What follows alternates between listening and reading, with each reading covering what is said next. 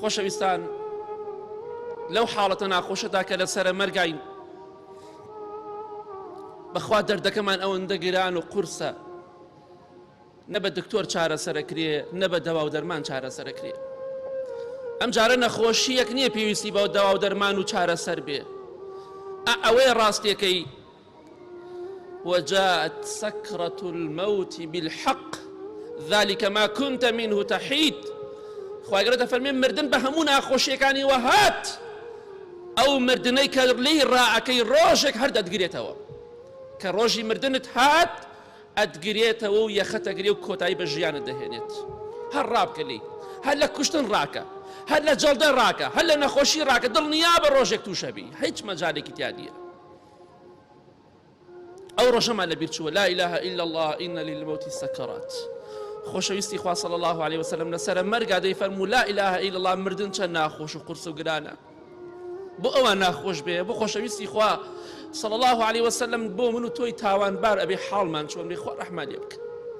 من و تۆ کە لە گوناه و تاوان ناگەڕینەوە، زۆر پاڵەوان و جوامێر و بە جورئەتین بۆ گوناه و تاوان، بە شەو و بە ڕۆژ لە ماڵەکانمانە گوناه و تاوان دەکرێت.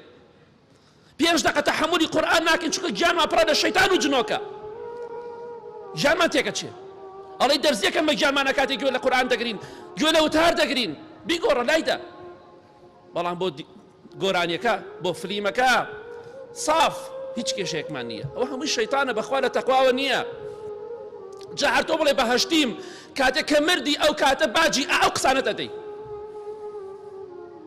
بەڵێ وردە و دەخۆشەویستان دوای کە مردن هات، لاشەمان، دەستەکانمان، پێیەکانمان هەمووی وردە و دە لە جوڵاکەوێ تا ڕقە بێ، کۆتایی پێدێت.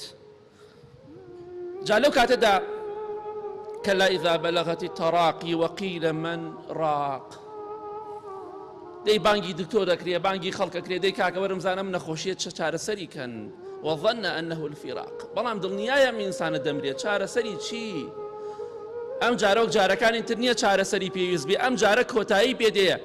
ئەوەی کە دەیەوێت چارەسەرت کە خۆشی ئەو ناخۆشی و ناڕەحەتی ئەبێ هەر ببینی ئەو دکتۆرە. چارەسەری چی؟ کۆتایی بە ژیانت هاتووە. ئەمە دەردێکە دەرمانی نییە. ئەو ڕۆژەمان لەبیر چۆ بۆیە لە هیچ ناگەڕینەوە.